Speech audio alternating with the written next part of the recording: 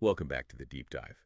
Today, we're looking at a story that's really quite human. It's sourced from a piece called The Widow's Vanishing Savings. Mhm. It touches on trust, vulnerability, and, well, the quiet sting of financial loss. Yeah, it's a powerful one. So, our mission today is to sort of unpack how a relationship, one that seems built purely on kindness, can actually become a tool for exploitation. And what we can learn from it. Exactly. What insights we can draw from such a, well, difficult story. Okay, so let's set the scene. We start with Mariam Ahmed. She's 67, a widow, and she's navigating this really profound silence after her husband passed away. Right, living alone. Yes, living alone. Her children are thousands of miles away, so she's pretty isolated in the house they once shared. It's this pervasive loneliness. A kind of vacuum almost. Precisely. And that makes someone particularly vulnerable, you know? And it's into that exact space, that void, that Ghazala Din enters Miriam's life, but quite subtly at first. Yeah, it wasn't immediately about anything big. No, initially it was just small things, wasn't it? Comforting gestures, like a tin of biscuits, maybe some fruit. Warm conversations over tea, things like that. These consistent small acts of kindness, they start to fill a gap, maybe one Miriam didn't even fully realize was there. And that's how the trust builds. Slowly, steadily. It's comfort she desperately needed. But it feels like more than just friendship blooming here, doesn't it? It sounds like a meticulous process. Well, that's the crucial part to understand, I think. It can be seen as a subtle form of psychological grooming. Ghazala wasn't just being nice. She was establishing a pattern. Exactly. A pattern of care, of attentiveness. This builds what psychologists sometimes call reciprocity, that feeling you owe something back. Ah, okay. But maybe even more importantly, it creates emotional reliance.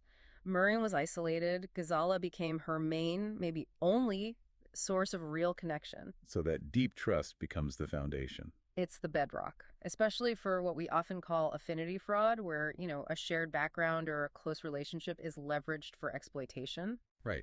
And here's where it gets, well, really heartbreaking, I suppose. What happened next? How did that trust get turned? So one afternoon, Ghazala leans in, gets serious. She makes her proposition. The investment pitch. Yeah. Invest £5,000, she says, and Wow. I can turn into £10,000. 6 months. No risk. I'll handle everything. Wow. 5,000 pounds. But wasn't that basically all Miriam had? It was everything. Her entire savings, her safety net, her absolute last resort. So understandably, Miriam hesitated. Of course. But you have to remember those months of kindness, the biscuits, the tea, the company. Real groundwork. All that groundwork. Ghazala's steady voice, that reassurance, combined with the deep trust she'd built, it wore down Miriam's doubts. The emotional bond overrode the financial caution. Completely. The person who brought comfort was now offering this sure thing, so Miriam handed over every single penny. And the aftermath. Yeah. It's just brutal, isn't it? Yeah. Weeks go by, then months. No updates, no returns, just vague promises. Increasingly hollow promises, yeah. Ugh. And then, just like that, Ghazala stopped coming. Completely vanished. Stopped visiting. Calls went unanswered. Miriam's front door, which Ghazala used to walk through so often, stayed closed. The comfort, the promises, the money, all gone. And the impact on Miriam. Mm. It wasn't just the financial loss, was it? The source material highlights something else. It does, the profound, silent impact. Miriam told absolutely no one. Not her children, not neighbors, nobody. Why? Was it pride or... The source suggests it was overwhelming shame. The betrayal wasn't from some anonymous scammer online. just personal? Deeply personal. It came from the woman who had literally brought comfort into her loneliness and then systematically took away her only security. So it's more than just money. It's a wound to her trust, her self-worth. Her dignity. It leaves the victim often feeling even more isolated than before, wrapped in silence. This whole story, it really forces you to confront some uncomfortable truths. Mm-hmm. It brings up a really important question for all of us, I think.